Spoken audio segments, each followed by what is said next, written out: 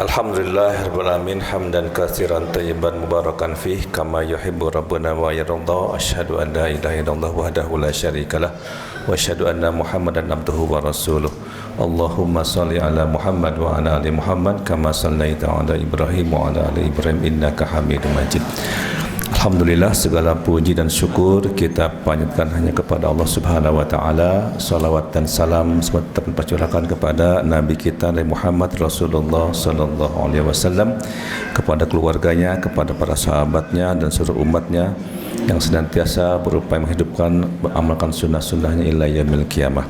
Hadirin ikhwan akhwat fillah, insyaallah di pagi hari ini kita akan mendengarkan kajian Islam ilmiah dengan tema tawakal yang merupakan lanjutan dari pembahasan kitab Ta'lim Muta'alim yang insyaallah akan disampaikan oleh guru kita Al-Ustaz Abdullah Amin Muriatan hafizahullah ta'ala, dan beliau telah hadir tengah kita. Sebelumnya pun kami ucapkan terima kasih kepada pengurus DKM Al-Jihad dan juga seluruh warga komplek Nusantara Permai yang telah mengizinkan tempat ini menjadi tempat kajian kita. InsyaAllah mudah-mudahan bisa menjadi amal baik bagi kita semuanya, amin. Baik, kita langsung saja kepada Al-Ustaz Abdullah Muratan untuk bisa menyampaikan kajiannya. Terima kasih. Wassalamualaikum warahmatullahi wabarakatuh.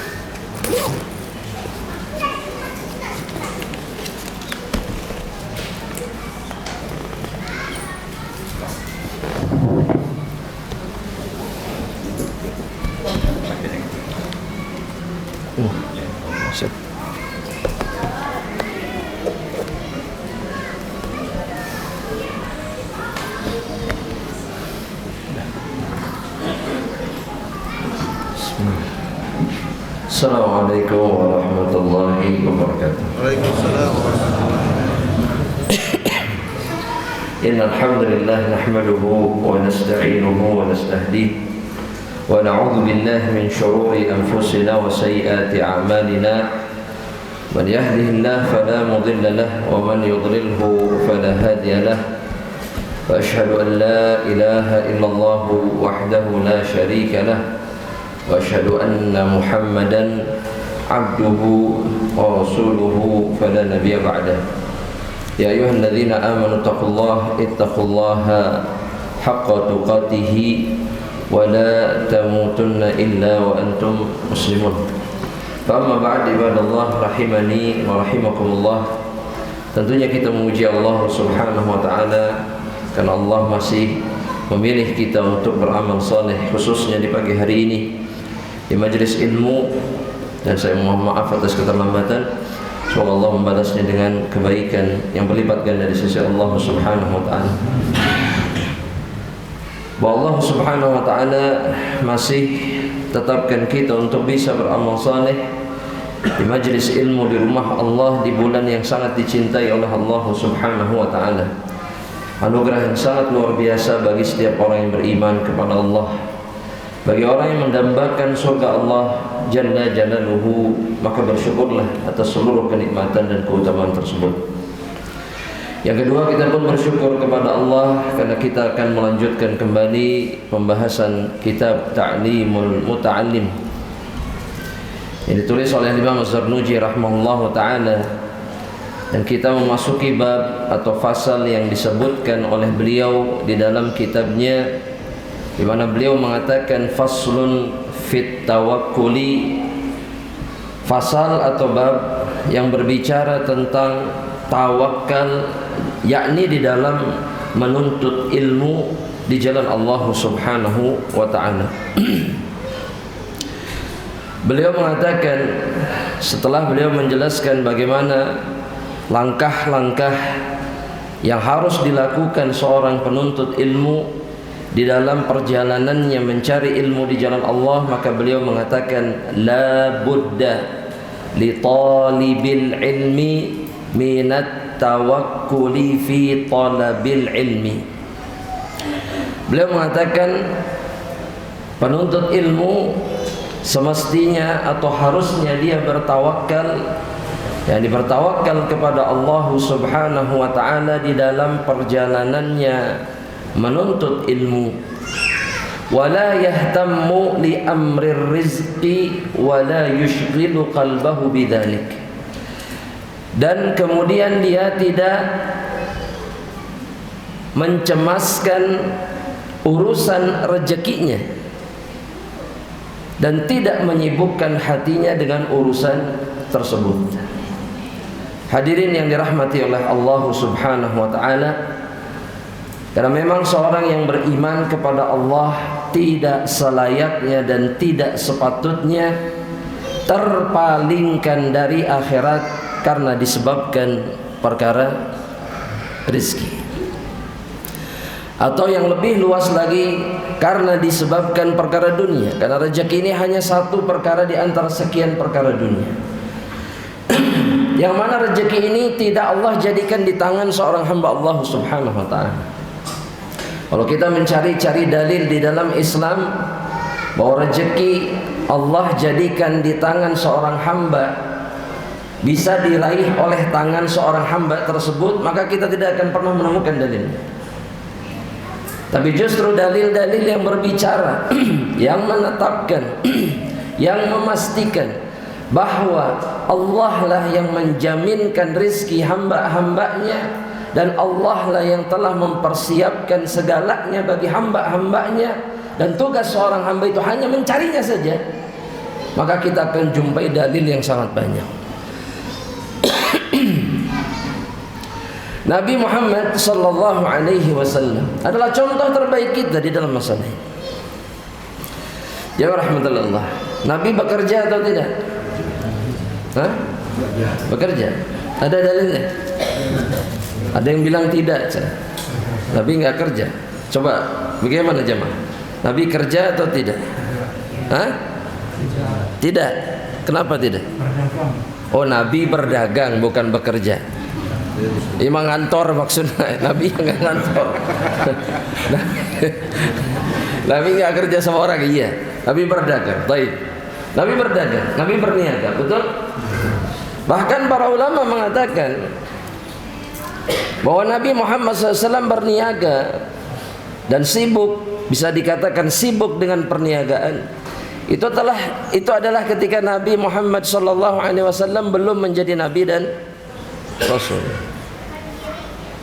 Adapun setelah menjadi Nabi dan Rasul, Nabi tidak terlalu sibuk dengan perniagaan. Nabi sibuk dengan apa? Dengan dakwah. Pasti pertanyaannya, dari mana Nabi hidup? Betul? Betul? Cek dari mana jemaah? Hah? Dari Khadijah. Karena Khadijah menyerahkan seluruh harta yang dimilikinya ketika Nabi Muhammad SAW itu menjadi Nabi dan Rasul. Diserahkan semuanya oleh Khadijah. Jemaah, Nabi Muhammad sallallahu alaihi wasallam mendapat rezeki dari arah yang bertubi-tubi, dari yang tidak terduga, dari para sahabatnya, dari sana dari sini, dari peperangan, ya, dari Baitul Mal kaum muslimin dan seterusnya, yang memastikan kepada kita bahwa rizki itu bukan di tangan makhluk. Meskipun seorang makhluk kemudian tidak terlalu ngoyo ngotot mengambil nafkah atau mengambil ma'isyah, maka rizkinya pasti datang. Tapi seseorang wajib berusaha. Begitu juga dengan Nabi Muhammad SAW. Nabi tetap keluar dari rumahnya untuk mencari nafkah bagi keluarganya, mencari rizki dengan cara apapun yang dihalalkan oleh Allah Subhanahu wa ta'ala. Apalagi seorang penuntut ilmu, tidak pantas bagi dirinya kemudian tolabul rizq atau tolabul ma'isyah, memalingkan dirinya dari jalan menuntut ilmu. Ini yang sering dijadikan masalah oleh kebanyakan orang. Ada bentrokan antara tolabul ma'isyah dengan tolabul ilmu, antara mencari nafkah dengan mencari ilmu. Betul? Kenapa kalau hari Ahad jauh lebih banyak daripada hari-hari biasa kalau kajian? Karena kalau hari-hari biasa orang kerja. Yang datang ke kajian tidak jeksaha. Yang datang ke kajian adalah orang-orang yang masih memberikan perhatiannya terhadap ilmu. Oh, ente Ustaz nganggur atau sudah tidak terlalu sibuk? Tidak. Saya menjumpai banyak orang yang sebenarnya punya kesibukan, tapi ketika datang waktu menuntut ilmu, dia bisa memberikan prioritas kepada perkara, ana tanya, kepada perkara yang jauh lebih penting atau lebih rendah dari mencari nafkah. Talabul ilm jemaah, jawab jemaah, lebih penting, lebih penting. Itu tidak ada khilaf. Meskipun terkadang kondisinya seseorang lebih wajib mengurusi yang lain dulu, tapi maknya 20 tahun lebih wajib yang lain daripada menuntut ilmu. Anda mau tanya, jamaah, jamaah, ini bukan berarti ada yang jauh lebih penting dari menuntut ilmu, tapi memang karena menuntut ilmu tidak pernah dianggap penting. Padahal Nabi sudah mengabarkan bahwa thalabul ilm ini jalan menuju surga. Jalan menuju surga saja ditinggalkan. Jalan menuju surga saja dia sia-siakan. Jalan menuju kemuliaan yang abadi di dalam surga Allah dia buang begitu saja untuk perkara dunia yang sebenarnya bisa dia tinggalkan. Maka ini semua menjelaskan isi hati seseorang.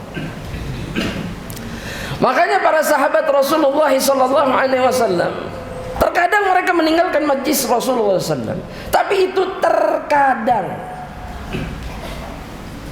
Sedangkan kebanyakan dari mereka selalu berusaha keras untuk hadir.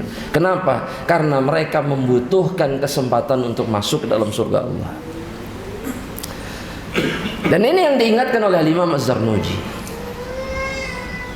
Dan beliau kemudian menyebutkan perkataan Abu Hanifah rahimahullah ta'ala dari Abdullah Ibnul Harith Az-Zubaydi sahibi Rasulullah sallallahu alaihi wasallam, dari seorang sahabat Nabi yang bernama Abdullah Ibnul Harith.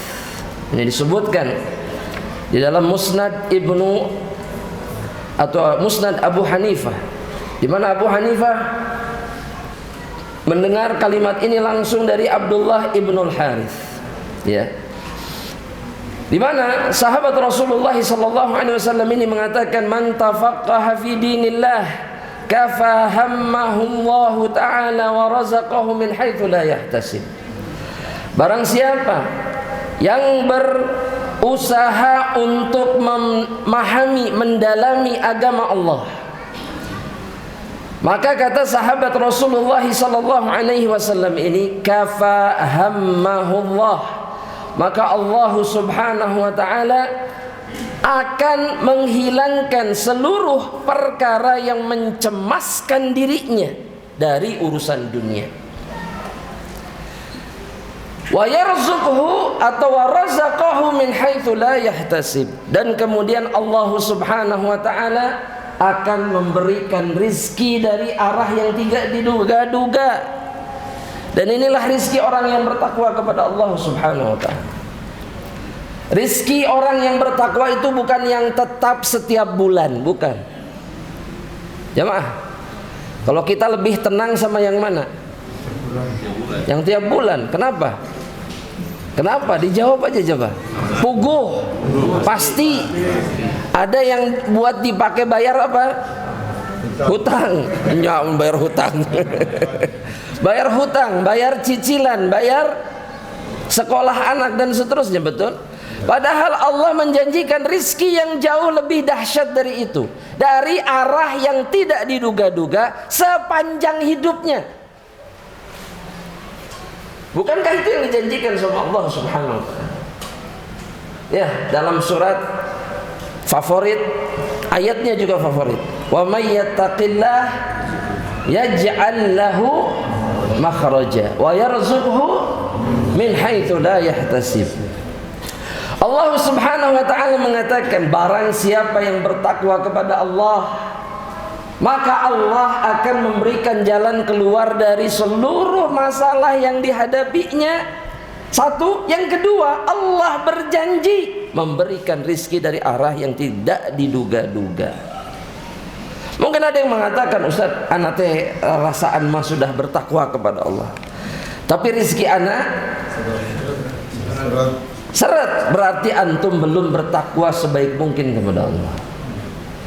Atau itu pun berarti antum atau kita belum menghabiskan jejak-jejak dosa yang ada pada diri kita, masih berlumuran dosa. Atau bahkan mungkin masih istiqomah di atas dosa, sehingga perasaan mah sudah rajin ke masjidnya, sudah rajin menuntut ilmu teh. Tapi begini, itu artinya Allah belum menganggap kita sebagai orang yang bertakwa. Yang kedua, rizki Allah itu tidak harus berupa apa? Uang. Ana mau tanya jemaah, mending dapat duit atau mending dapat makanan? Coba pilih, duit atau makanan?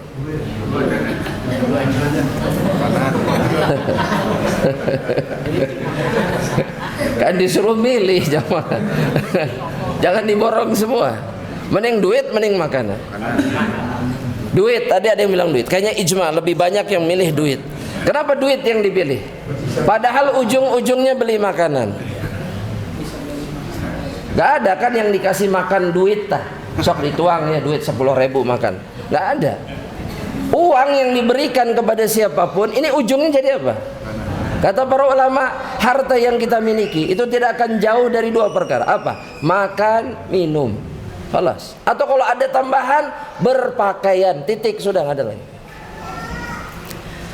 Karena itu yang disebutkan sama Nabi Muhammad SAW, bahwa dari perkara dunia itu adalah yang engkau makan kemudian jadi kotoran, apa yang kau pakai kemudian usang. Betul? Apa yang kau punya kemudian kau tinggalkan, udah gitu aja, beres dunia itu.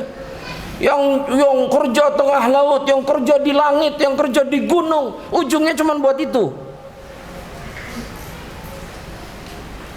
Anda tanya lagi, duit atau makanan? Nah, berubah aja. Kalau seseorang duitnya nggak nambah, tapi makanannya tidak pernah berhenti, mendapatkan rezeki makanan, cukup apa enggak? Cukup apa enggak? Cukup. Yang jadi masalah itu kita tidak pernah merasa cukup.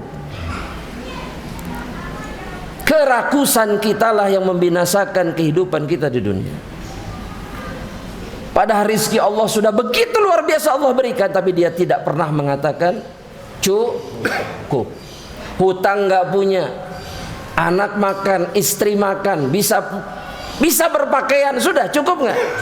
Cukup. Meskipun penghasilan bulanan tidak menentu. Ya jemaah, cukup nggak?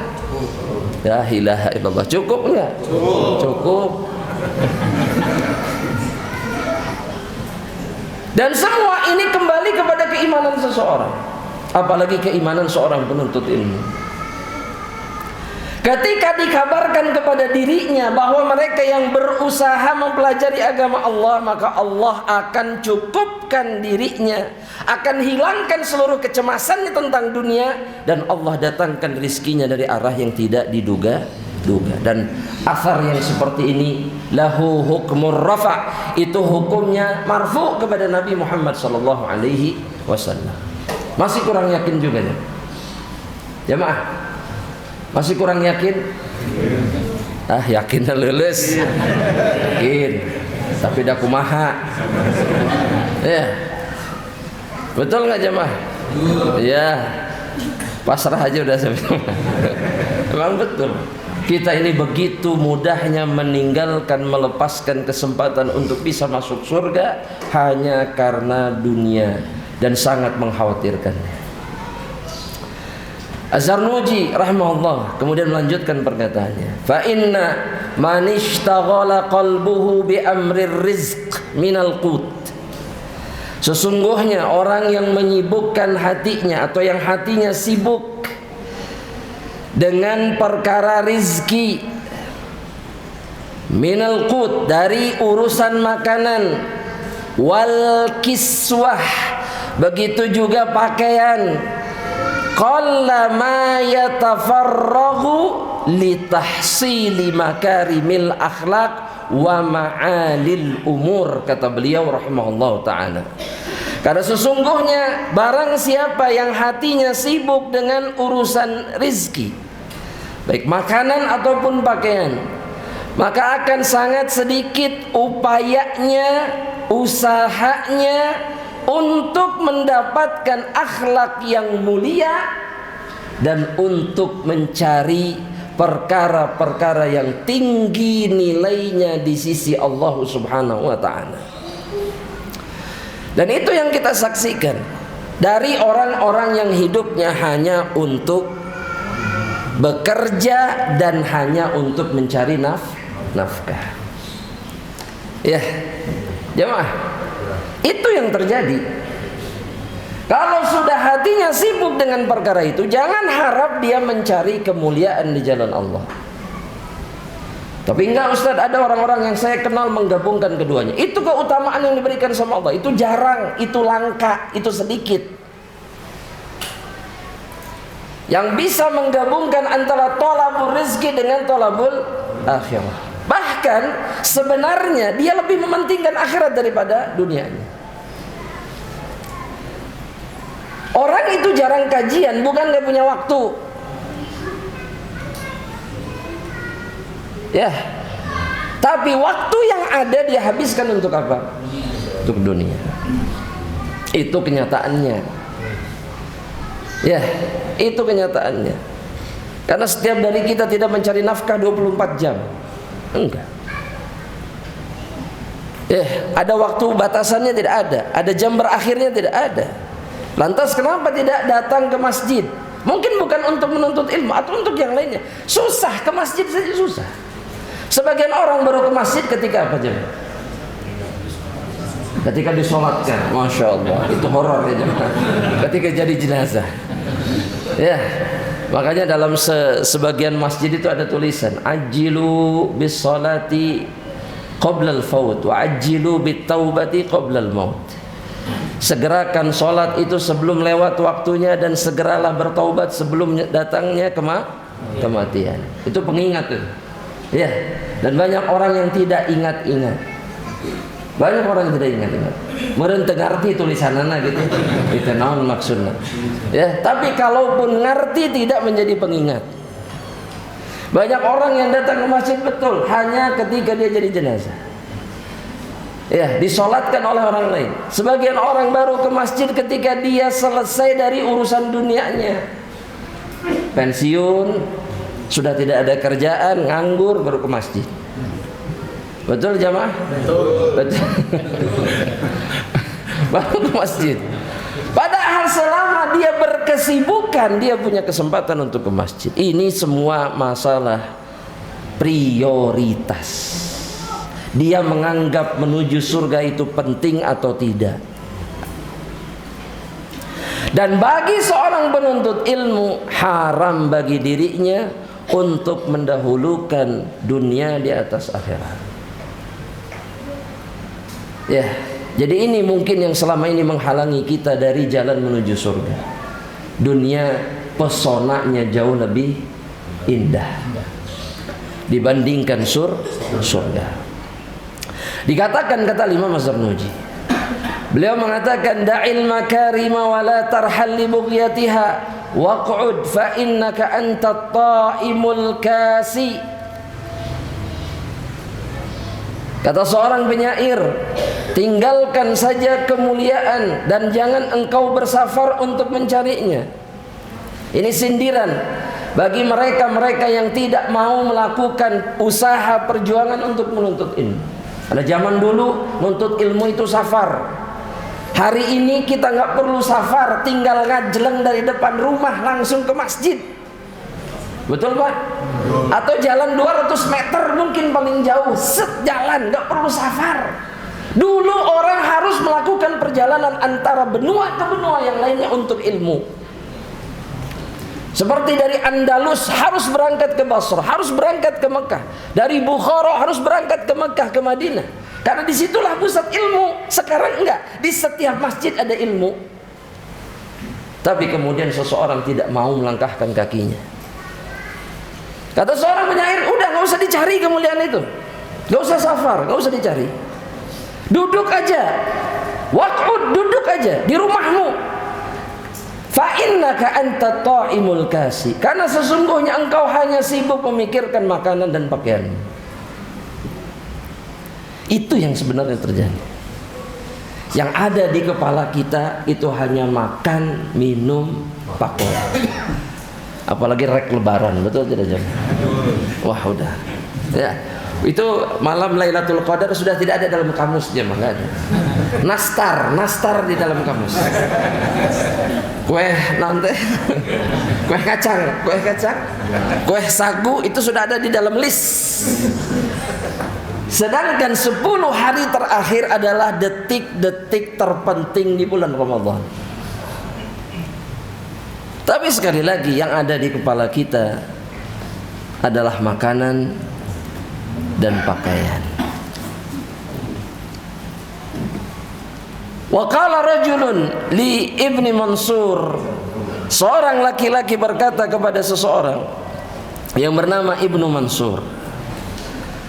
Faqala awsini, qala Ibnu Mansur, hiya nafsuk illam tushghilha syagalatka.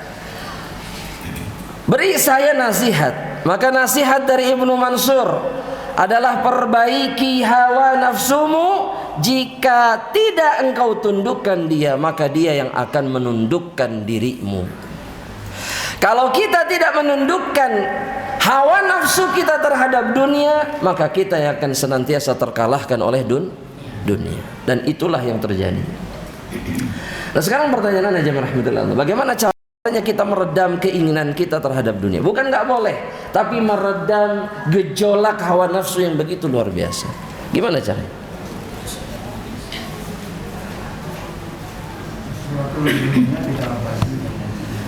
Mengingat bahwa dunia itu fana. Dunia itu fana. Satu. Yang kedua, banyak mengingat kematian. Kata Nabi Muhammad SAW. Kenapa? Karena kematian itu adalah sang penghancur seluruh kenikmatan dunia. Akfiru, kata Nabi dalam hadis Tirmidzi, min dzikri hadimil ladzat, perbanyaklah oleh kalian untuk mengingat sang penghancur kelezatan dunia. Sering-sering mampir kemana? Di sini dekat Pak kuburan teh Pak. Di sana, di sebelah sana, bukan di sebelah sana Pak. Di pojok. Di sini dekat, tinggal ngajeleng berarti. Ada jalan pintas kan? Ada jalan pintas. Tinggal ngajeleng. Mampir itu jangan bulan Ramadan awal saja, jangan. Atau nanti lebaran, setiap hari kalau perlu. Karena kematianlah yang akan menjadi penasihat terbaik bagi kita. Wallahi. Ada kuburan sebelah sana, orang lewat setiap hari tapi nggak sadar-sadar kayaknya jam. Betul? Yang dibelah sama jalan angger Iya sadar-sadar. Yang pakai baju seenaknya, itu kuburan sebelah sini kuburan. Yang lewat bari teler sedikit, ini kuburan sebelah-sebelahnya. Dia tidak sadar. Dan yang tidak bisa diingatkan dengan kematian, maka tidak ada lagi yang bisa mengingatkan diri. Alas, tunggu saja kehancurannya. Karena orang-orang yang beriman ketika melihat, menyaksikan, memikirkan kematian, maka hancurlah seluruh kelezatan di dalam diri. Sudah, dia tahu bahwa semuanya akan dia tinggalkan. Sudah. Untuk apa kemudian dia sibuk dan menyibukkan dirinya? Bukan nggak boleh nyari, tapi jangan pernah menyibukkan diri dengan itu. Rizki itu dimudahkan oleh Allah, bukan karena ikhtiar kita. Allah yang memudahkannya. Tapi kita nggak pernah percaya, itu aneh. Kita nggak pernah percaya. Buktinya apa? Kita betul-betul setengah mati memperjuangkan dunia. Padahal Allah berjanji untuk memudahkannya. Nabi berjanji bahwa Allah akan mendatangkan dunia dalam keadaan dia hina, dipaksa sama Allah, bagi mereka yang menjadikan akhirat sebagai tujuan hidupnya. Tapi nggak percaya. Sampai detik ini kita nggak percaya. Tetap dunia menempati tempat pertama di dalam dada kita. Padahal kalau kita jadikan akhirat yang pertama diterima dalam dada kita, wallahi dunia akan datang dengan sangat mudah. Wallah. Itu janji dan Allah tidak pernah mengkhianati janjinya. Tapi kita nggak percaya. Apa buktinya? Tetaplah dunia yang menghiasi pikiran kita. Dunia. Ya. Sudah dapat dunia, pengen yang lain. Betul tidak? Betul? Iya. Kata Nabi Muhammad SAW, kalaulah dia mendapatkan satu gunung, lau indahu dhahab, jabalun min dhahab, kalau dia punya gunung emas, labtaghad tsaniyah, dia akan minta yang kedua. Sebentar, mau tanya, gunung emasnya segede naon? Tangguban perahu emas semuanya, cukup nggak? Nggak cukup bagi orang yang mengejar dunia, nggak cukup. Padahal sudah punya gunung emas di tangan, tapi dia tetap mencarinya. Oh, mau anak pensiun, betul nggak jemaah? Moal belum tentu jemaah, belum tentu. Pokoknya ayah gunung emas mah udah kholas. Enggak, kata Nabi, dia akan mencari yang kedua. Iya, sudah punya satu cari dua, sudah dua cari tiga, sudah tiga cari empat, sudah empat cari. Nah, beda ini yang dicarinya, beda. Bukan gunung emas. Kalau gunung emas gak akan berhenti terus. Wala yamla'u fahu illa turab, kata Nabi. Padahal yang akan memenuhi mulutnya hanya tanah.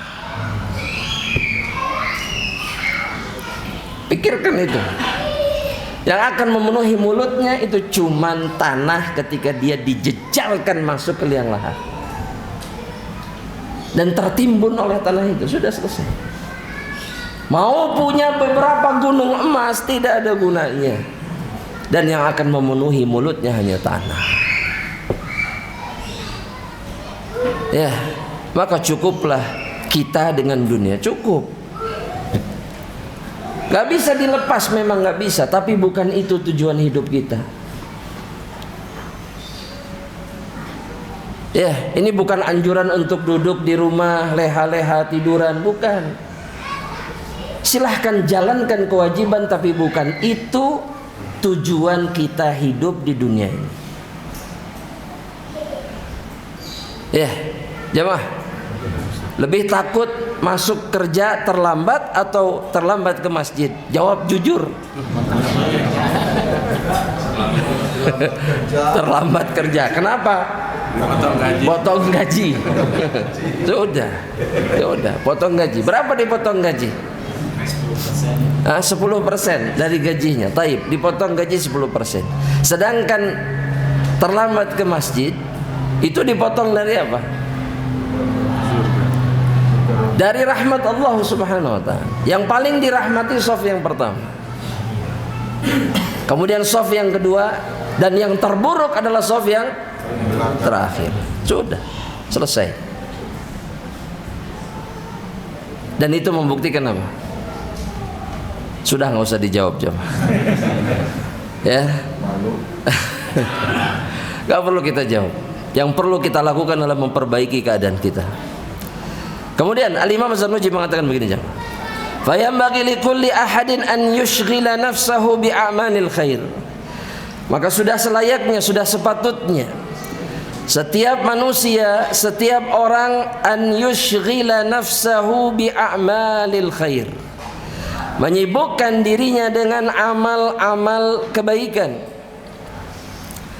Kesibukan terbaik yang dilakukan oleh seorang hamba Allah adalah kesibukannya melakukan amal soleh, amal kebaikan. Udah, itu kesibukan terbaik. Bukan ketika dia berangkat sana, berangkat sini, kerja sana, kerja sini, bukan.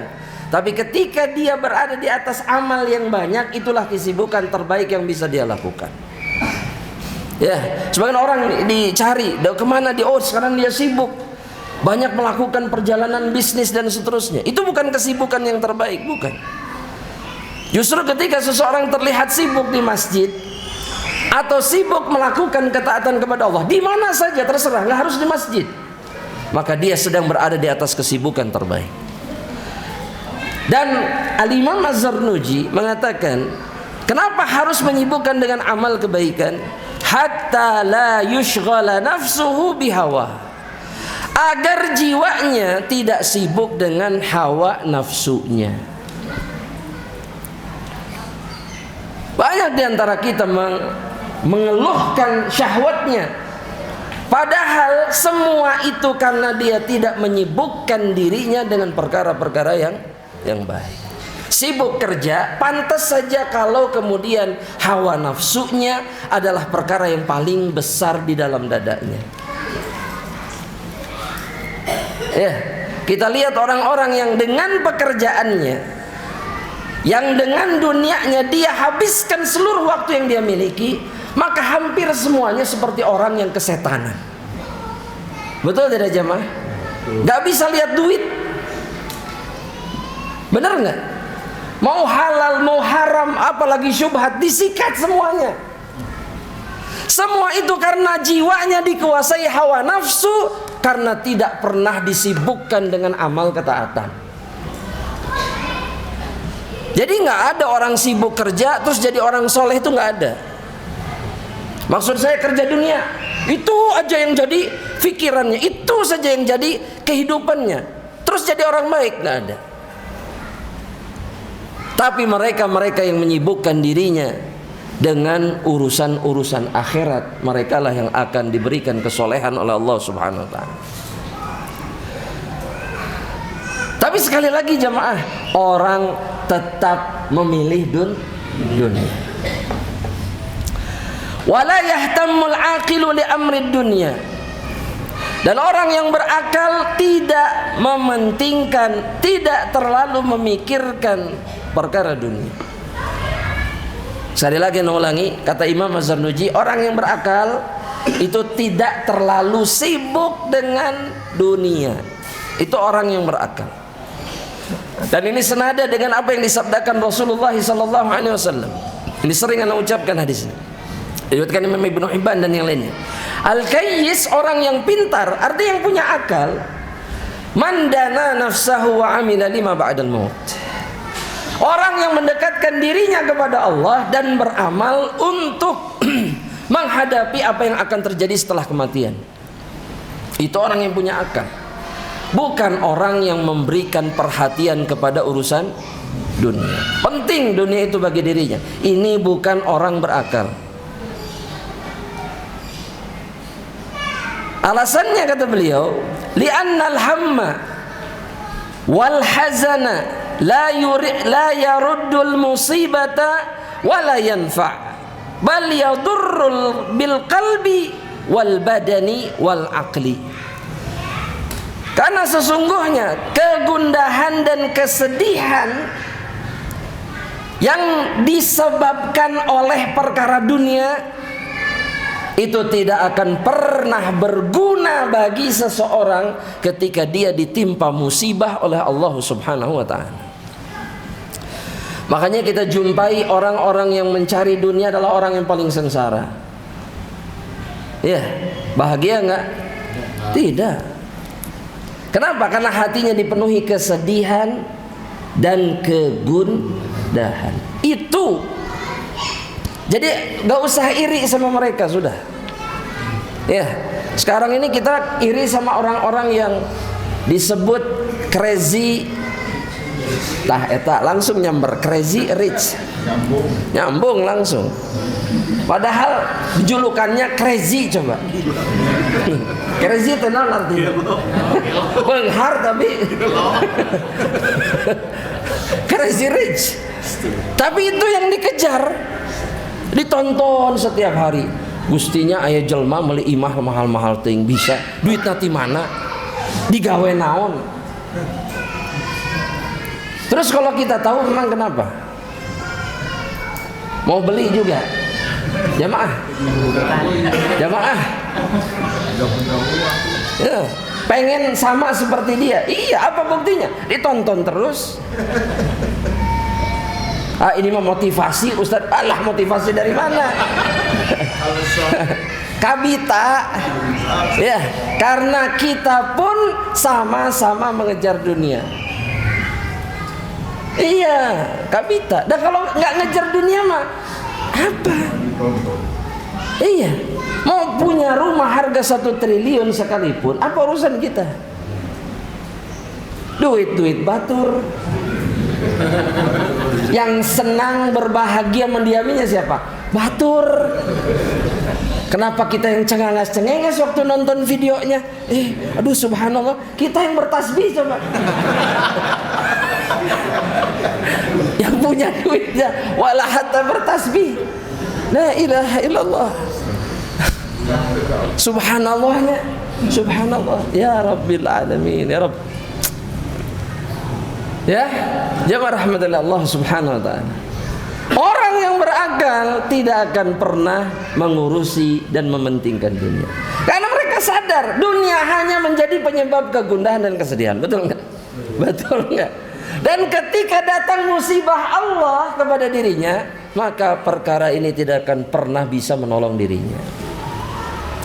La yanfa' kata Imam Az-Zarnuji, gak berguna, bal yadur, bahkan dia memadaratkan seseorang. Apa yang terjadi di hatinya itu memberikan madarat kepada seseorang bil qalbi, madarat kepada hatinya bil badani, kepada badannya, wal aqli, dan kepada akalnya. Lihat jemaah, orang yang habis waktunya untuk dunia, selesai perjalanannya ngejar dunia, stroke, serangan jantung, kencing manis, gula darah, kolesterol tinggi, hipertensi. Betul nggak? Betul nggak? Karena dunia menghancurkan tubuhnya.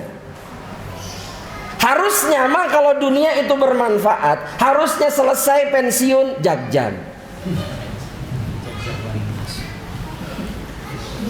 Kalaulah dunia itu berguna, ente masa stres. Ente Ustaz, anak mah ada sesepedahan, jadi sehat, cek saha, sudah, nggak mungkin. Pasti ada bagian tubuhnya yang sudah rusak gara-gara dunia, itu pasti. Jemaah, ya, tapi tetap dunia dikejar. Wa man yukhillu bi a'malil khair, dan barang siapa yang tidak mementingkan amalan-amalan kebaikan, wa yahtammu wa yukhillu bi a'malil khair wa yahtammu li amril akhirah li annahu yanfa'. Maka perhatikanlah, kemudian kata beliau, seseorang hendaknya dia memperhatikan amalan-amalan kebaikan dan mementingkan akhirat. Kenapa? Karena dia lebih bermanfaat untuk menjalani kehidupan. Ya, anak teh udah tujuan anak akhirat Ustadz, tapi anggar stres, berarti nggak benar. Berarti tujuan sebenarnya bukan akhirat. Ya, jamaah rahmatullah Allah. Betul jamaah? Anda mau tanya, Nabi itu sakit karena apa? Nabi sakit keras itu karena racun. Karena racun. Bukan karena beliau penyakitan dari mudanya, tidak. Karena Nabi tidak pernah mengurusi dunia. Dan dunia tidak pernah memenuhi kepalanya. Dari semenjak beliau kecil, tidak pernah. Allah jauhkan beliau dari dunia. Ketika dewasa, ketika menikah dengan Khadijah, Allah takdirkan beliau kemudian jadi apa? Nabi dan Rasul. Allah pisahkan beliau dari dunia juga. Allah sibukkan dirinya dengan urusan akhirat. Sehat. Oh, cara makannya Nabi sehat? Enggak, Nabi itu makan benar karena akhirat. Nabi tidak mau memenuhi perutnya dengan makanan karena Nabi takut itu menghalangi beliau dari ibadah. Nabi makan hanya yang toyib saja karena Allah yang memerintahkannya. Nabi nggak makan yang beracun. Itu semua karena Allah, karena akhirat. Bukan alasan kesehatan, karena Nabi menjalankan perintah Rabbnya. Nabi nggak mau menghancurkan paru-parunya, nggak mau menghancurkan matanya, nggak mau menghancurkan kakinya karena Allah, karena kita tidak boleh menghancurkan, membunuh diri kita sendiri. Semua karena akhirat, bukan karena dunia. Makanya Nabi sehat. Ya jemaah, kita mah harus jelas-jelas beracun disebut halal. Betul. Itu teh udah ijma beracun. Itu cek saya mah halal ya. Ya sudah. Iya, pada rajin ke masjid, betul? Ya, rajin pengajian. Tapi yang beracun tetap dikonsumsi, mati. Badannya akan hancur. Dan betul apa kata Imam Az-Zarnuji, dunia menghancurkan hati, badan dan akal, sedangkan akhirat tidak. Makanya dulu para ulama usianya panjang-panjang dan dalam kondisi sehat walafiat. Mata tidak rabun, telinga normal, gigi utuh, semua karena akhirat. Ketika ditanya apa rahasianya, dulu ketika saya muda, saya menjaga diri saya dari apa yang diharamkan sama Allah.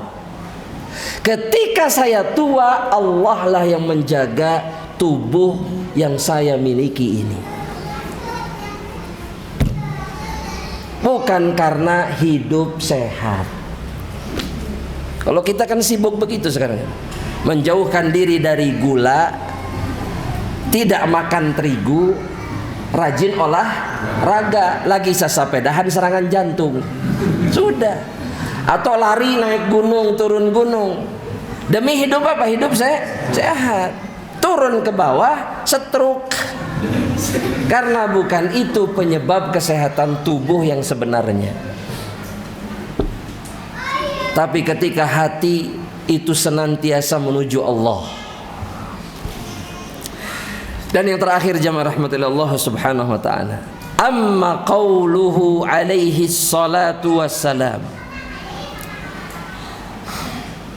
Dan ini perkataan ini atau sabda ini adalah sabda yang dhaif, ya. Jadi ini bukan hadis sahih. Tapi di sini disebutkan oleh Imam Az-Zarnuji, wa amma qauluhu alaihi salatu wassalam, inna minadz-dzunubi dzunuban la yukaffiruha illa hammul ma'isyah. Sesungguhnya di antara dosa-dosa, ya, itu ada dosa yang tidak bisa dihapus, ya, illa bihammil ma'isyah, kecuali dengan hammul ma'isyah, kecuali dengan perhatian terhadap ma'isyah. Fal murad di sini jelaskan oleh Imam Az-Zarnuji, yang dimaksud oleh Rasulullah SAW dalam riwayat ini. Ini riwayatnya diriwayatkan oleh Imam Al-Iraqi, ya, Al-Imam Al-Hafidh Al-Iraqi, dengan sanad yang dhaif, Fal murad yang dimaksud dengan riwayat ini adalah qadru hammin la yukhillu bi'amalil khair wa la yashghalul qalba syughlan yukhillu bi ihdaril qalbi fi shalah fa inna dhalikal qadra minal hammi wal qasdi min a'malil akhirah. Yang dimaksud dengan perhatian terhadap ma'isyah itu adalah bahwa perhatian terhadap ma'isyah itu merusak amal-amal kebaikan dan melalaikan hati sehingga menyebabkan rusaknya kekhusyuan hati. Bahwa dosa itu tidak bisa kemudian hilang, tidak bisa dihilangkan oleh amal soleh jika seseorang di dalam hatinya tetap memikirkan tolabul ma'isyah. Karena tolabul ma'isyah memalingkan seseorang dari amal soleh. Sedangkan Allah berfirman dalam surat Hud ayat yang ke-114, Allah mengatakan innal hasanat yudhibna sayyiat, sesungguhnya kebaikan itu menghapuskan dosa. Bagaimana bisa orang yang hidupnya, pikirannya, jiwanya memikirkan dunia, kemudian melakukan amal baik dan kemudian amal baiknya menghapuskan dosa-dosanya? Ustaz, ana menjadikan dunia itu sebagai ibadah. Bohong. Kalaulah kita menjadikan dunia sebagai ibadah, maka kita tidak akan berlama-lama dengan dunia. Betul tidak jemaah? Ada ibadah yang lebih baik tidak? Banyak. Paham gak maksudnya jemaah?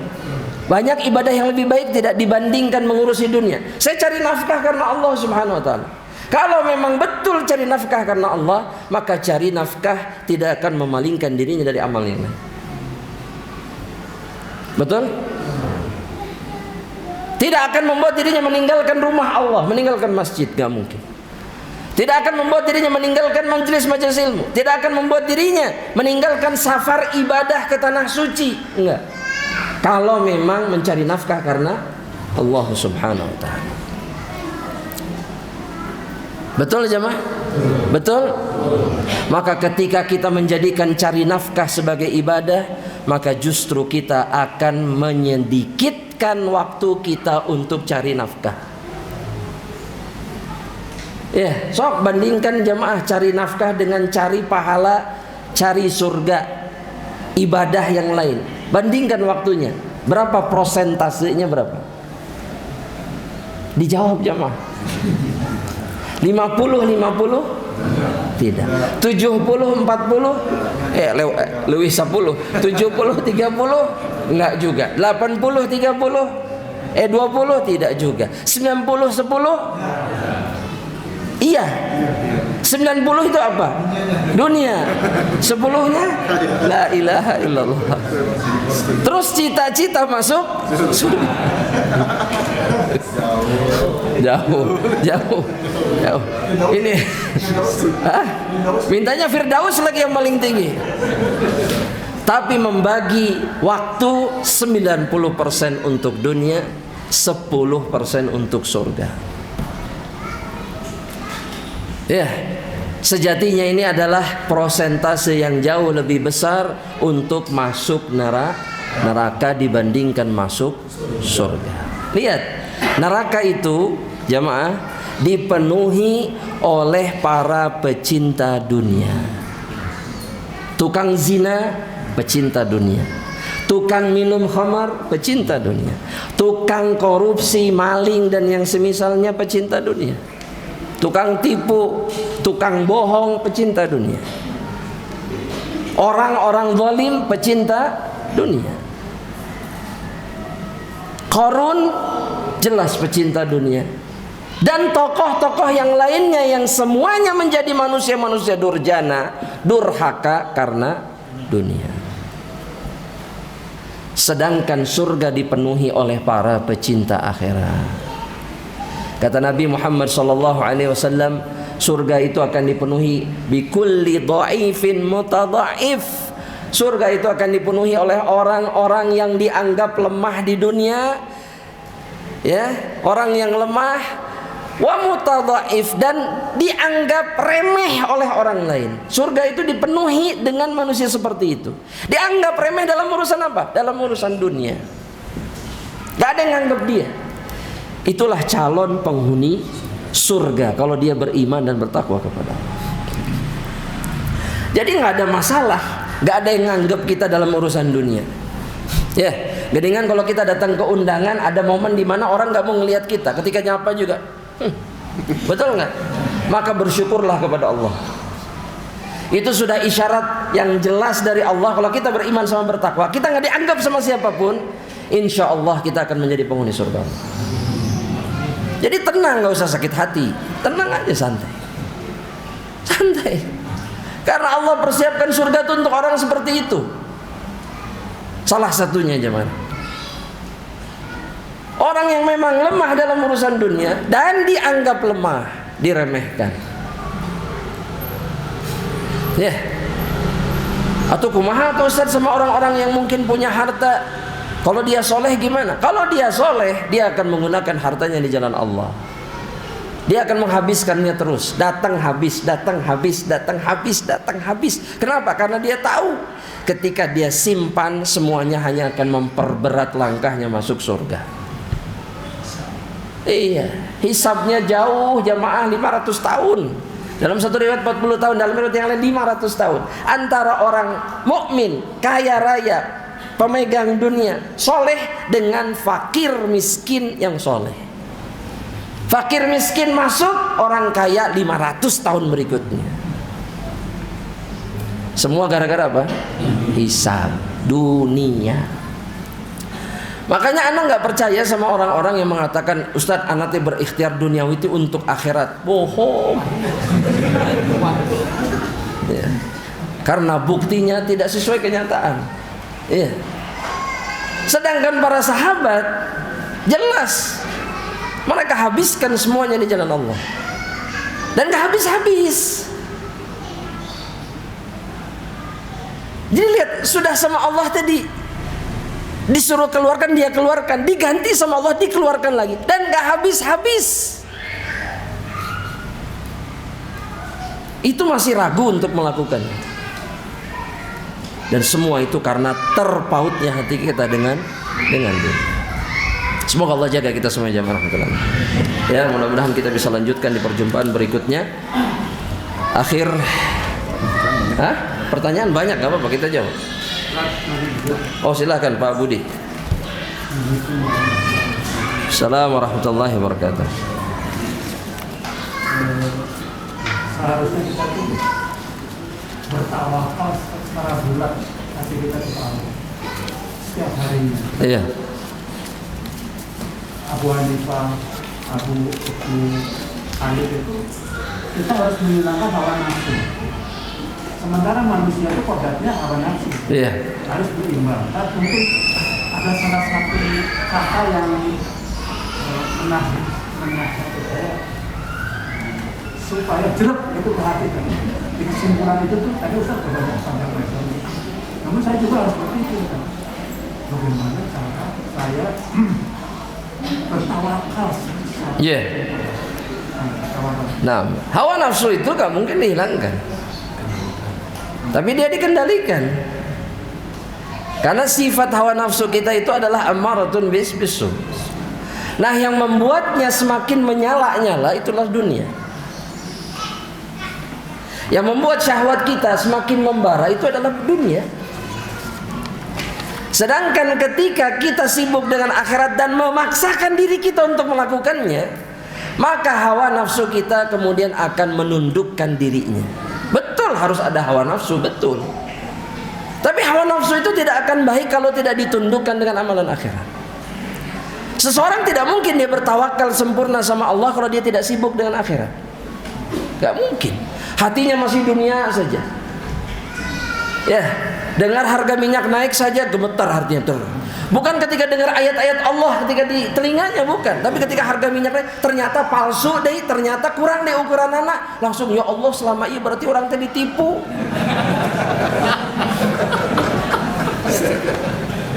Apa ini? Tapi ketika dengar ayat-ayat Allah tentang neraka, kita masih bisa asik mengobrolkan dunia.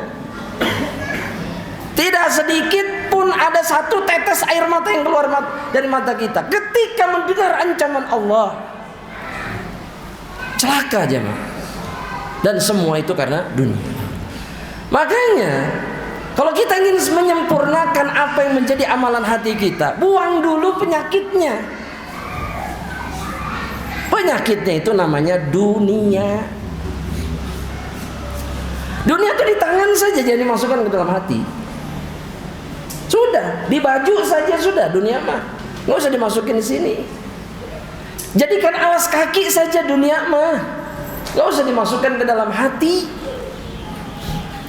Sehingga ketika dia hilang kita nggak tersakiti, biasa. Ya, ketika dia terlambat datang, tenang.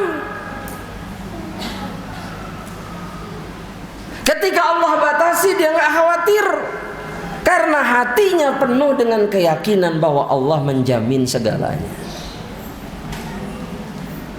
Buang apa yang hilang dari dunia, selesai. Toh mati pun nggak akan dibawa, dia pasti hilang pada suatu hari. Maka buat apa kita menyibukkan pikiran kita untuk perkara itu?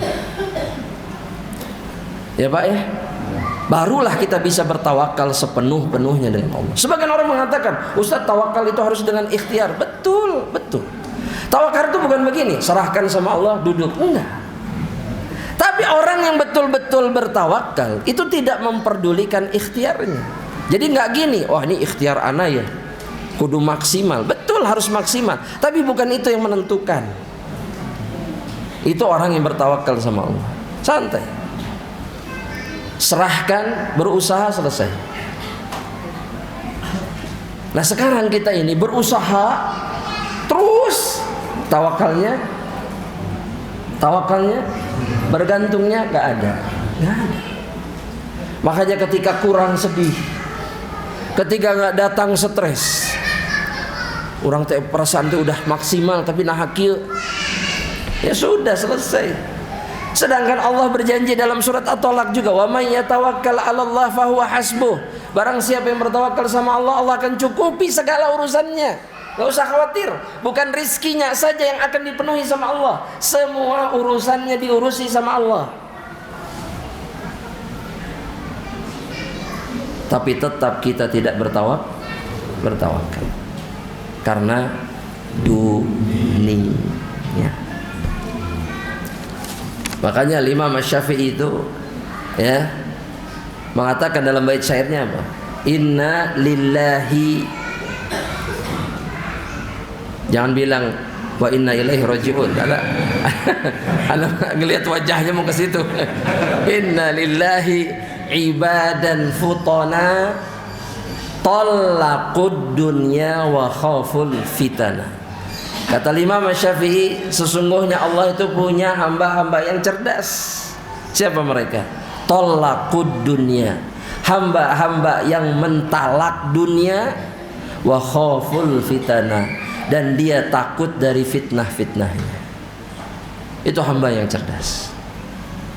Ya, talak. Gimana sih laki-laki menalak perempuan atau istrinya? Ya, udahlah, putus hubungan gitu ya.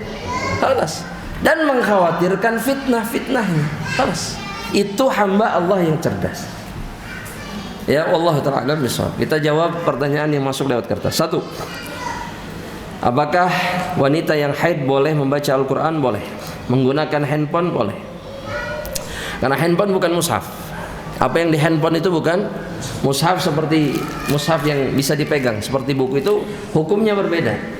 Kalau mushaf yang ada di masjid, banyak di masjid, dipegang ketika haid nggak boleh. Ketika junub nggak boleh juga. Tapi kalau yang di HP, aplikasi berbeda. Kata para ulama, ini boleh dipegang. Adapun membacanya tetap boleh dalam keadaan haid, dalam keadaan junub atau yang lain. Tetap boleh. Nggak ada masalah. Ya. Apakah afdal dan pahala membacanya seperti pahala membaca dengan mushaf? Insyaallah ta'ala. Karena orang yang beriman itu ketika terhalang dari satu kebaikan karena udzur, maka Allah berikan pahala yang sama.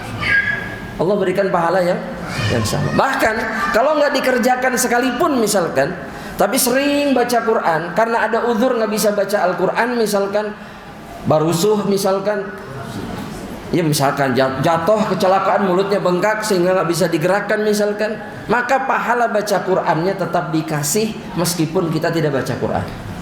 Itu dalam hadis sahih diriwayatkan Imam Al-Bukhari. Ya, itulah pemurahnya Rabb kita, penyayangnya Allah Subhanahu wa taala tentunya kepada siapa? Orang yang beriman dan beramal soleh. Allah taala. Pertanyaan kedua. Disunahkan saum 6 hari di bulan Syawal.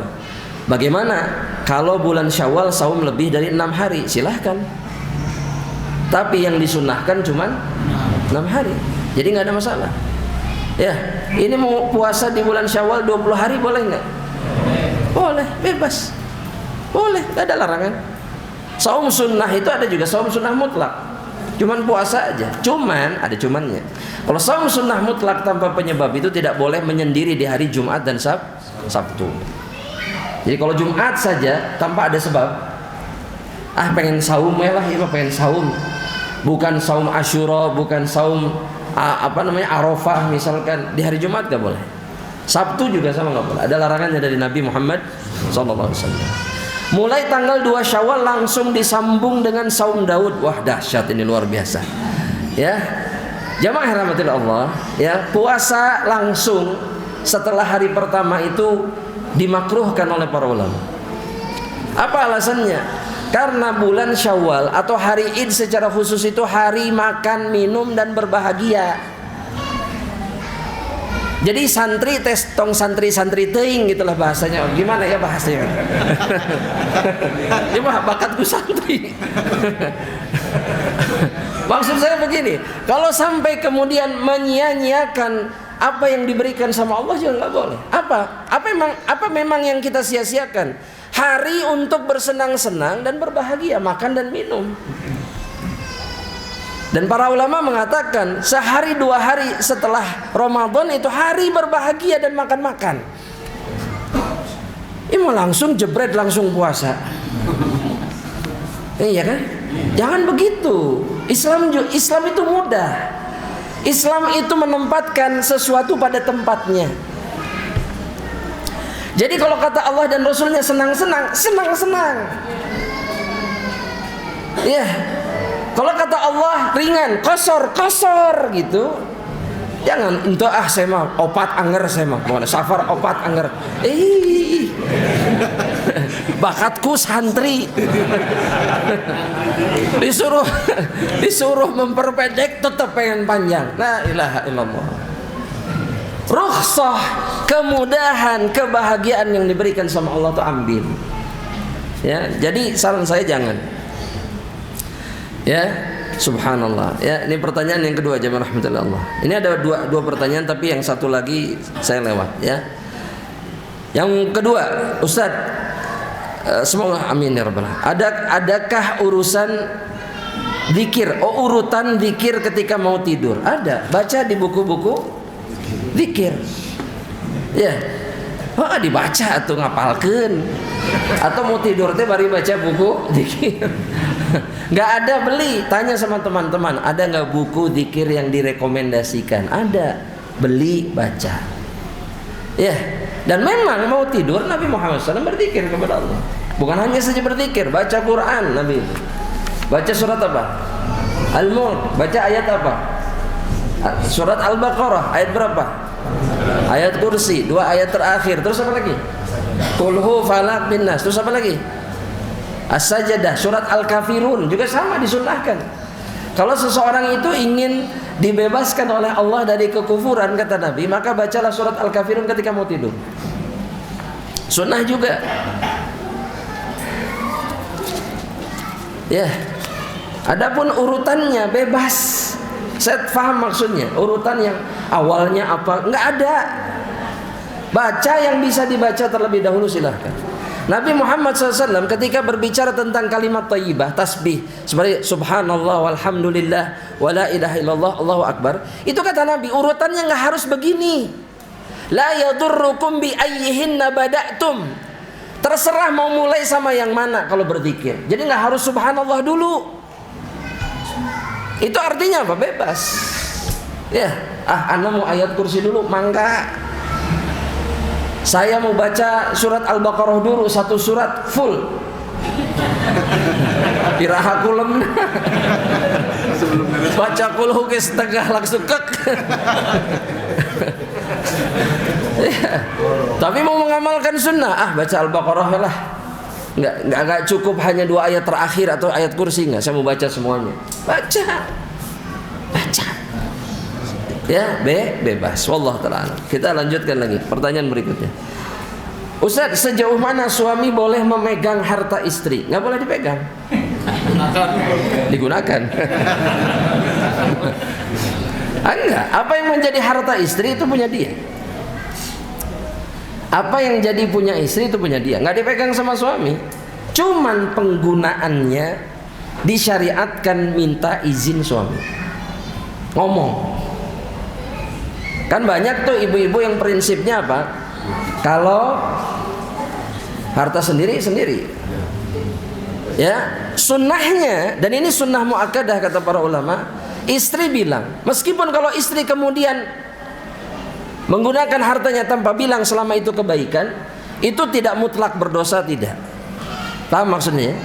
Apa buktinya? Buktinya ketika hari Id, kata para ulama dalam hadis yang sahih, ketika Nabi menasehati para perempuan setelah khutbah Id yang pertama, Nabi khusus datang ke sofnya perempuan, khutbah lagi, menasehati para perempuan dengan mengatakan, ya ma'syaron nisa, wahai sekalian perempuan, tasoddaqna, bersedekahlah kalian. Kenapa? Karena saya melihat kalian adalah penghuni yang terbanyak di dalam neraka Allah.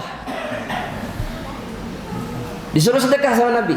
Saat itu para perempuan yang bawa anting menyerahkan antingnya, yang bawa gelang menyerahkan gelangnya, yang bawa uang menyerahkan uangnya. Langsung bersedekah saat itu juga. tanpa bilang suami. Kenapa? Karena itu punya mereka. Tapi sunnahnya tetap kalau mau pakai izin ke suami, bilang saya mau begini, ya, jalankan sunnahnya. Jadi memang nggak perlu dipegang suami harta itu. Setiap bulan saya diberi 500.000 untuk jajan, padahal gaji saya lebih dari itu. La ilaha illallah. Setiap ditanya atau diminta gaji saya, suami tidak memberikan dengan alasan supaya dia yang mengatur. Apakah tindakan suami dibenarkan dalam Islam? Tidak. Ini tidak dibenarkan di dalam Islam. Apa yang jadi harta istri, itu hak istri untuk memegangnya dan juga menggunakannya selama itu dan suami wajib mencegah istri menggunakan hartanya kalau tahu istrinya menggunakannya untuk kemungkaran. Wajib. Serahkan aja. Ya. Ini saya mau tanya, yang penasaran suaminya kerja apa enggak? Kalau kerja buat apa dia ngurusin gaji istrinya? Jemaah, kira-kira menurut bapak-bapak alasannya apa? Wallahu a'lam. Itu aja Pak. Kalau dia akan pajaki. Ini bulan Ramadan Pak. Sudah wallahu a'lam saja. Ya, itu urusan intern rumah tangga. Tapi yang pasti apa yang dilakukan tidak dibenarkan dalam syariat. Ya, wallahu a'lam. Ustaz, bagaimana sikap kita dalam bertawakal menunggu jodoh? Apakah harus berikhtiar melalui program ta'aruf atau menunggu saja sampai Allah yang mendatangkannya? Qadarullah ana singgel para. Semoga Allah berikan pertolongan, ya, itu yang pertama. Yang kedua, sebetulnya di dalam masalah pernikahan, kalau seorang wanita itu masih gadis khususnya, ataupun jika sudah menjadi janda, itu tugas walinya untuk mencarikan, sebagaimana yang dilakukan oleh Umar ibn Khattab radhiyallahu ta'ala. Umar ibn Khattab itu ketika Hafsah menjanda, maka Umar sibuk mendatangi sahabat-sahabat mulia, sahabat-sahabat Nabi, menawarkan anak perempuannya. Ya, bagi sebagian orang itu dianggap aib. Padahal ini yang menjadi kewajiban seorang ayah terhadap anak perempuannya. Ketika dilihat anak perempuannya tidak kunjung datang jodohnya, ketika ditunggu nggak datang-datang, maka dia berikhtiar. Itu yang harusnya dilakukan. Itulah makna tawakal yang sebenarnya. Oh, saya sudah nggak punya ayah, punya saudara laki-laki, ini kewajiban saudara laki-lakinya. Kalau juga kemudian misalkan kesulitan, maka seorang wanita boleh tidak menawarkan dirinya kepada laki-laki soleh, boleh. Tapi kepada laki-laki soleh, jangan seenaknya. Banyak perempuan karena masalah hidup dan seterusnya sembarang cari laki-laki, pokoknya malah laki, bukan? Ya nggak bisa. Karena mencari suami itu mencari teman hidup, mencari pelindung, mencari pemberi nafkah, mencari pendidik, mencari orang yang menjaga kita dari api neraka Allah. Makanya jangan sembarangan cari laki-laki. Nah, program ta'aruf itu tidak menjamin bahwa orang yang diperkenalkan sama kita orang baik. Dan saya sudah kenyang ngobrol sama korban-korbannya. Udah cukup, saya kasih tahu korbannya banyak. Karena kalau di program ta'aruf semuanya malaikat sama bidadari. Benar Pak. Sudah persyaratannya malaikat bidadari yang dicari itu Pak. Ya, dicari suami yang menemani sedunia sesurga. Allah.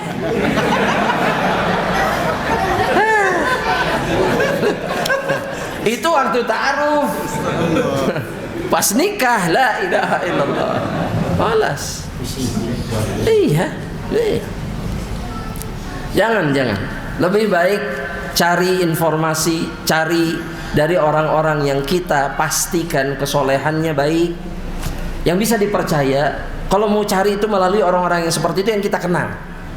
Sudah. Ini kita nggak tahu orang dari antah berantah dari mana.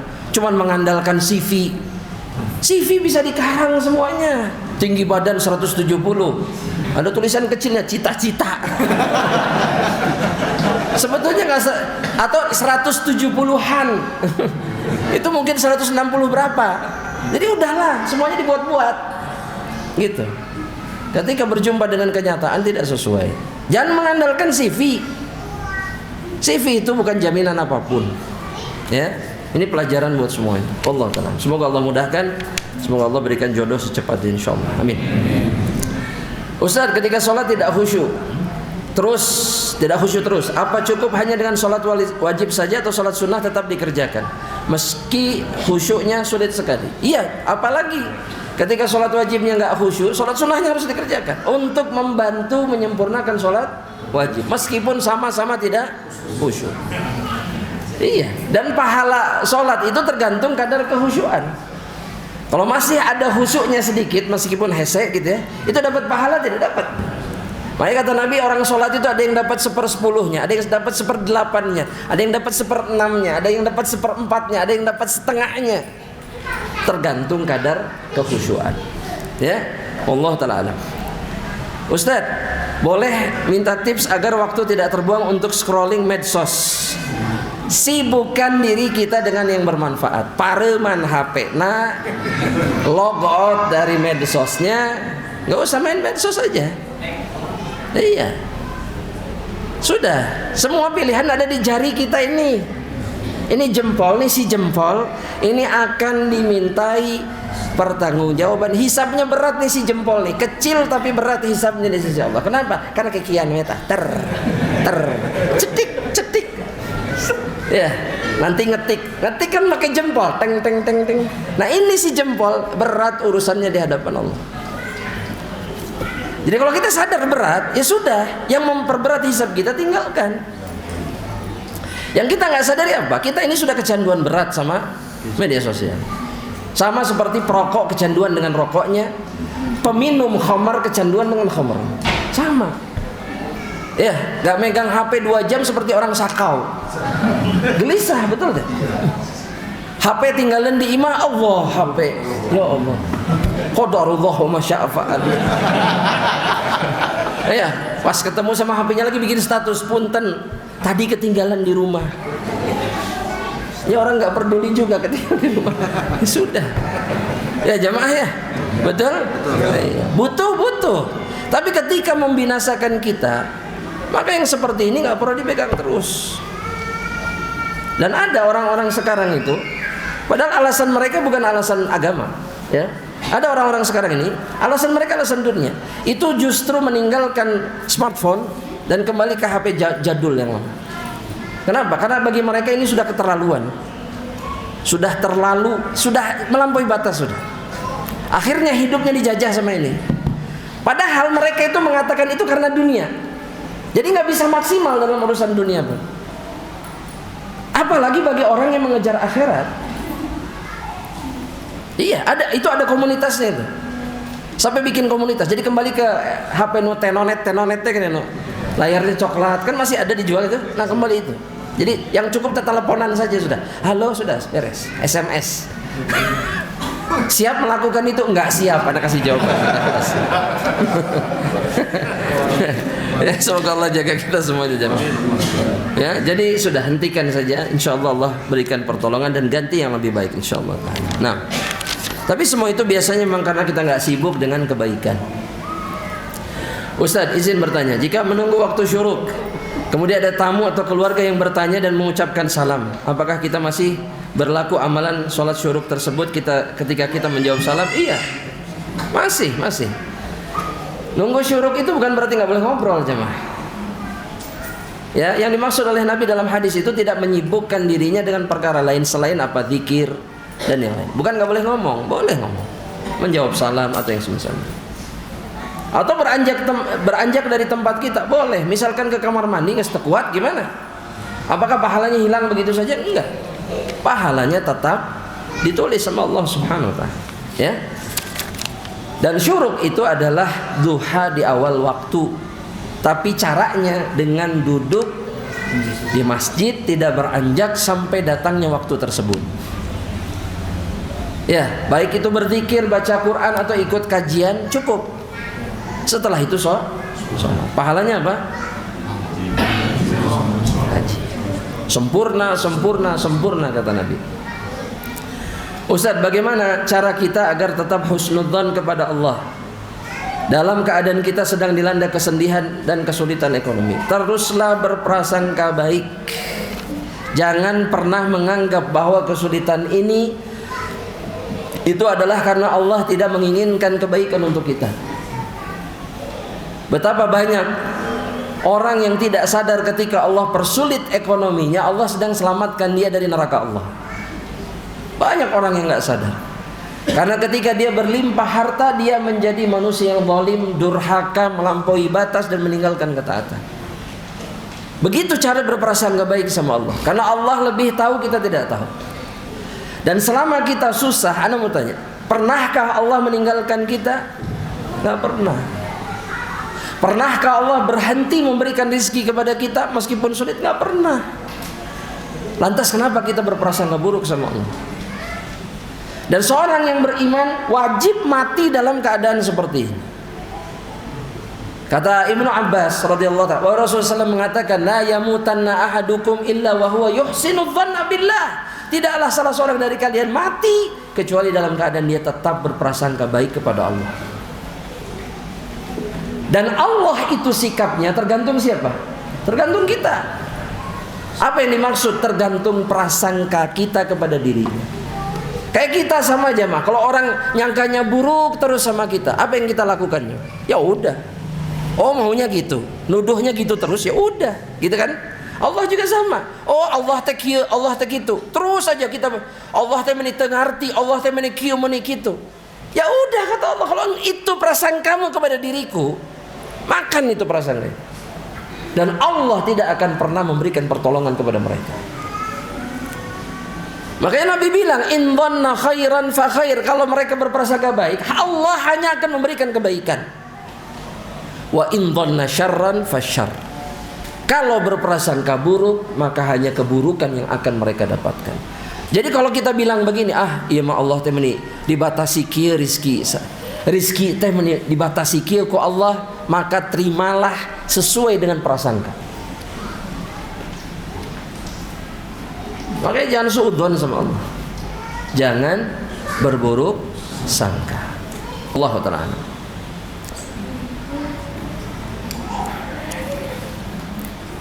Pertanyaan berikutnya jemaah.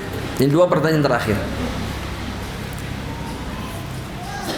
Jika membuang sebuah kertas atau artikel yang terdapat tulisan Arabnya berisi ayat dan hadis tidak dibakar karena tidak ada tempat pembakaran di rumah, bolehkah digunting-gunting terlebih dahulu kemudian dibuang? Sebagian ulama membolehkannya, tapi caranya kemudian ditanam di tanah, bukan dibuang ke tempat sampah, tapi ditanam di mana? Di tanah. Atau yang terbaik sebagaimana dilakukan Utsman bin Affan, dibakar. Ya nggak perlu ada pembakaran. Bawa panci, asupkan karena panci dulu, ya Pak ya. Masukkan tempat gali tanah, masukkan ke tanah, bakar, bisa. Caranya banyak. Hari sekarang ini masukin microwave bisa kebakar nggak zaman? Nggak bisa. Oven atau pokoknya cara-cara yang sangat banyak untuk membinasakan kertas-kertas seperti ini. Allah Ta'ala.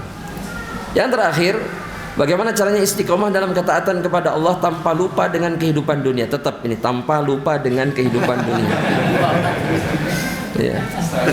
Ya, kenapa nggak gini aja? Gimana caranya istiqomah dalam ketaatan kepada Allah? Sudah. Kalau dunia jamaah, nggak usah diusahakan, kita nggak akan pernah lupa. Dunia apa nggak usah dipakai tips, nggak usah. Kita nggak akan pernah lupa dunia. Yang kita butuhkan itu adalah cara untuk sempurna beribadah sama Allah. Dan untuk istiqomah, yang pertama minta tolong sama Allah. Yang kedua, Nabi sudah ngasih tahu, istaqimu walan tuhsu. Kata Nabi Muhammad SAW, istiqomahlah dan pastikan, kata Nabi, kalian nggak akan pernah bisa mengerjakan seluruh ketaatan. Apa maksud Nabi? Nabi meminta kita untuk mengerjakan apa yang sanggup kita kerjakan.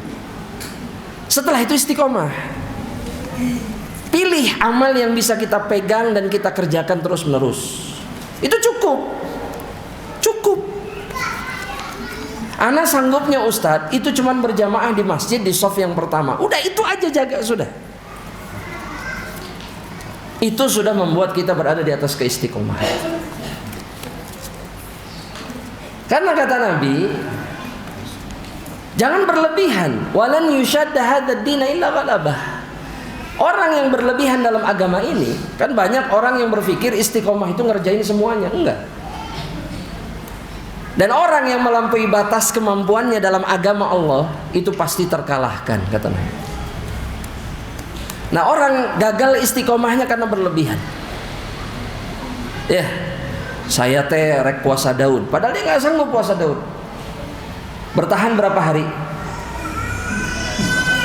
Hah? Sehari. Oh, itu baru-baru mulai.